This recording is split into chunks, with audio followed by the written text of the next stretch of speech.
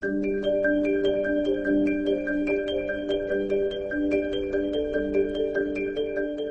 the progress that has been achieved in the last 50 years, most patients with hemophilia who live in countries with developed economies now receive a quality of care that allows them to live near normal lives. This has been achieved with great effort, and it is important that it be recognized, sustained, and further improved. It's hard for me to talk about what life would be like without hemophilia. It's all I've ever known since I was diagnosed at a very young age. There's been a lot of hard times with hemophilia, but there's been a lot of benefits as well. I've had lots of opportunities to meet new friends, to get involved in my community, and work on other skills that I don't think I would have had the chance to without hemophilia, like empathy. I think my life would be really different if I did not have hemophilia. Leading a normal person's life is something that we all dream of, because obviously nobody wants to share the kind of pain and problems that we go through. Vabab and Paul are not alone. They are two of the approximately 400,000 people worldwide affected by hemophilia. Hemophilia A is a rare genetic disorder that impacts the ability of a person's blood to clot properly because the body does not produce enough of, or is missing, clotting factor 8. The body depends on this clotting factor to stop bleeding after injury and to promote healing. While Vabab and Paul both have severe hemophilia A, their daily lives are very different, as they both had to learn how to manage their condition based on the level of resources available in their respective countries. A typical day for me with hemophilia is quite cautious and challenging, because I have to always be prepared and always be kind of careful about not getting hurt and not developing a bleed. And you've got to go to an important class and you develop a bleed, and you've got to take painkillers and go along. When I came to know that Vaibhav is the hemophilia, we were not knowing anything about hemophilia, and we have to educate ourselves to help Vaibhav. We have got educated by Hemophilia Society and by the army doctors. And in school there are many problems Vaibhav had faced, because in first or second class children did not understand the position of my son.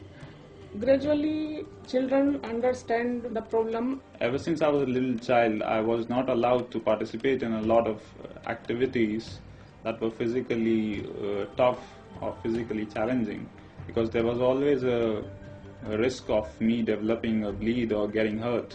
When Vaibhav was 15 years old, he was hospitalized for 4 months. I was working, I was teaching in school, and I left Vaibhav at the home, and I was very concerned because no one was at the home and he can remain alone. Emotionally, the impact of hemophilia, I would say, has been even more lasting, because there are times when you feel really frustrated, there are times when you feel left out of the crowd, and there are times when you feel isolated. I try to stay as connected with the local Hemophilia Society as much as possible. And I've made many friends who are people with hemophilia through the society itself, and it's kind of better because these are people who know what I feel like, and we've got a mutual experience of life. Vaibhav has been getting fairly regular factor. That's why his disabilities are much less, though his joints are also not in a shape that they should be.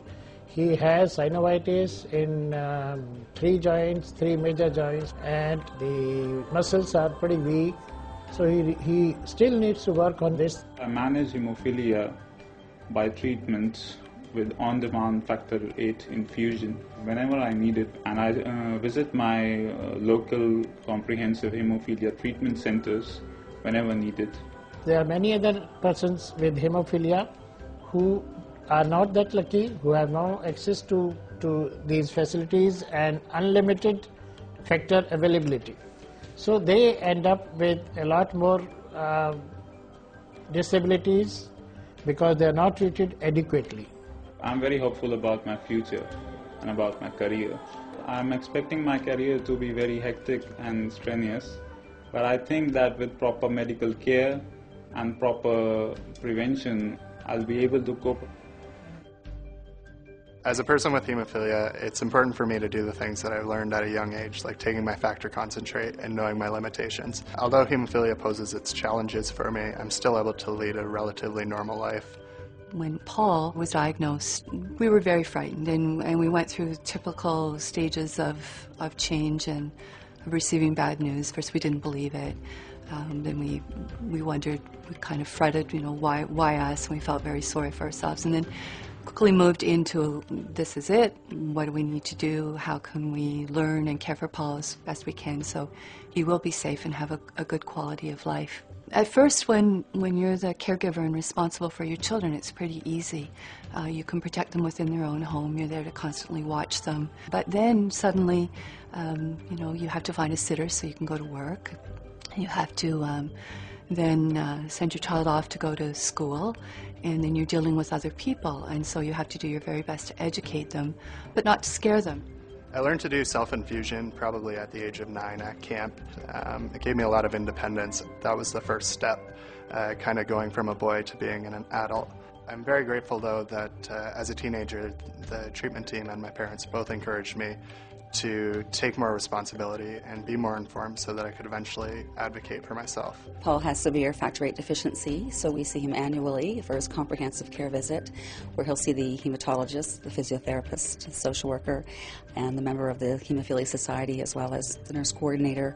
With treatment options that are available today and a strong connection with the comprehensive care team, families of children with hemophilia can expect that their children will live a healthy life. Now, as I've grown into an adult, I realize the importance of my overall health to my hemophilia care as well. So doing things like exercising and eating properly have become more important to me.